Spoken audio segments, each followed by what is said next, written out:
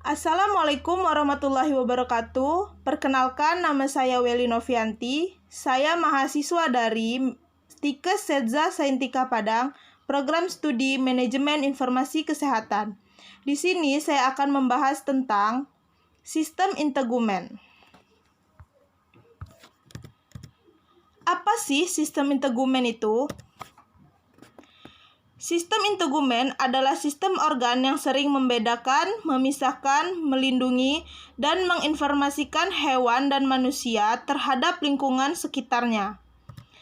Sistem ini seringkali merupakan bagian sistem organ yang terbesar yang mencakup kulit, rambut, bulu, sisik, kuku, dan kelenjar keringat. Sistem integumen mampu memperbaiki diri sendiri atau self-repairing, dan mekanisme pertahanan tubuh pertama atau pembatas antara lingkungan luar tubuh dan dalam tubuh. Terus apa sih fungsi integumen itu? Yang pertama, sebagai pelindung dari kekeringan, invasi mikroorganisme, sinar ultraviolet, dan mekanik kimia atau suhu.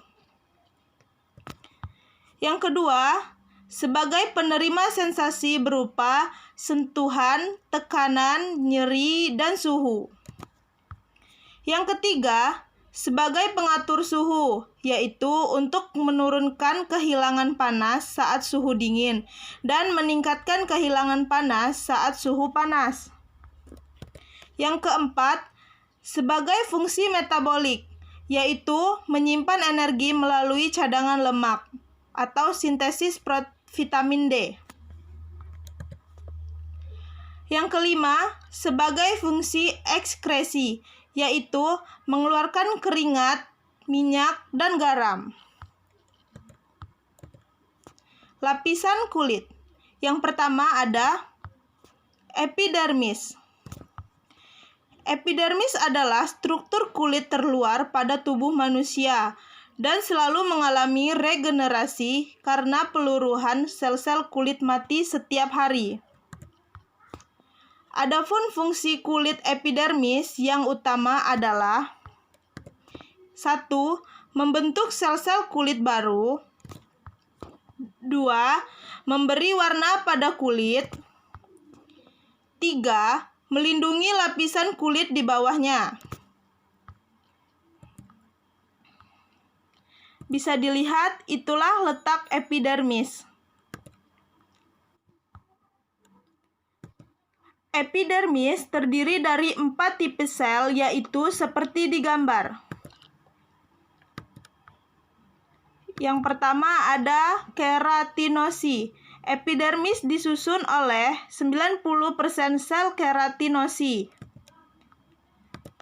Yang kedua ada melanosit. Epidermis disusun oleh 8% sel melanosit. Yang ketiga ada Langerhans cell. Sel Langerhans berperan dalam respon imun terhadap mikroba yang menyerang kulit.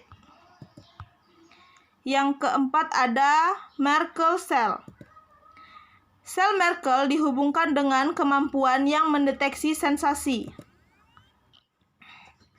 Lapisan kulit yang kedua adalah waras nggak sih? Lapisan kulit yang kedua adalah dermis. Dermis merupakan lapisan kulit di bawah epidermis. Dermis disusun oleh jaringan ikat yang kuat yang terdiri dari kolagen dan serat elastis.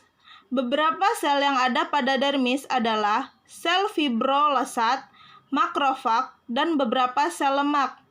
Lapisan epidermis adalah penting untuk mempertahankan epidermis. Berdasarkan struktur jaringan, dermis dapat dibagi menjadi daerah papilari bagian atas dan retikuler bagian yang dalam. Dapat dilihat di gambar, itulah letak dermis. Lapisan kulit yang ketiga adalah hipodermis.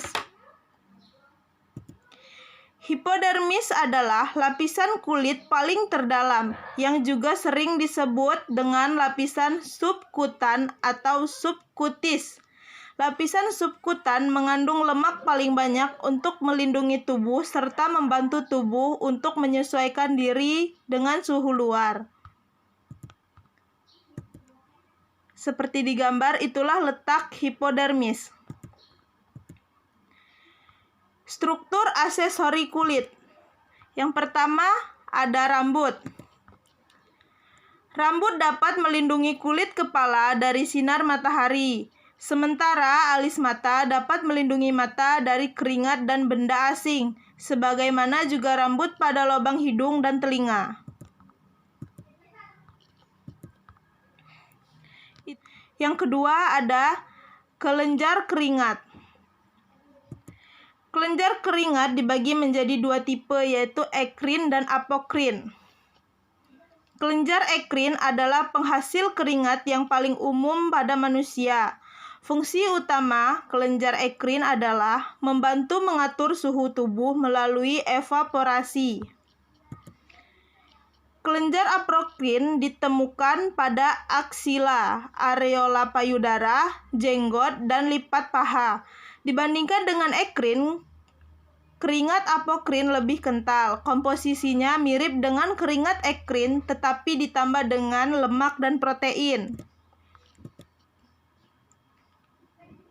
Letak kelenjar keringat seperti yang ada di gambar.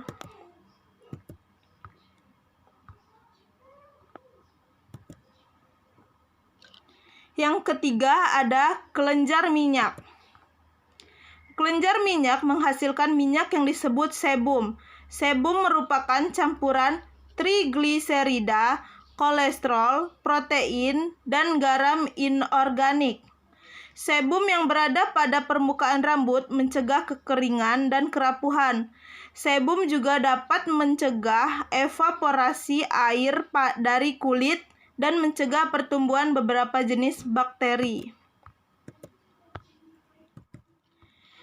Yang keempat, ada kuku. Kuku adalah keratinisasi pada epidermis yang solid dan menutupi ujung-ujung jari. Kuku berfungsi untuk menggaruk, mengambil benda kecil, dan melindungi jari dari trauma. Fungsi kulit. Yang pertama, ada termoregulator. Cara kulit mengatur suhu tubuh dengan cara mengeluarkan keringat. Yang kedua, ada reservoir darah. Pada lapisan dermis terdapat jaringan pembuluh darah yang membawa 8-10% dari total aliran darah pada kondisi istirahat. Yang ketiga, sensasi kulit. Kulit yang sangat sensitif karena memiliki banyak ujung saraf taktil seperti sentuh, tekan, getar, dan gatal. Yang keempat, ekskresi dan absorpsi. Kulit yang normal memiliki lubang kecil untuk ekskresi, yaitu membuang substansi dari tubuh. Yang kelima, pembentukan vitamin D. Pembentukan vitamin D membutuhkan aktivasi dari molekul prekursor pada kulit dengan ultraviolet yang ada pada cahaya matahari. Yang keenam, perlindungan. Kulit dapat melindungi tubuh dengan berbagai cara. Keratin dapat melindungi jaringan dari mikroba, abrasi, panas, dan bahan-bahan kimia. Penyembuhan luka pada kulit. Pertama, penyembuhan luka epidermis. Saat epidermis terluka, sel basal dari epidermis akan mengelilingi kulit yang terluka. Kemudian, sel akan memperluas diri dan berimigrasi ke arah luka. Migrasi akan berhenti sampai luka tertutup. Pertumbuhan sel basal dirangsang oleh epidermal growth factor.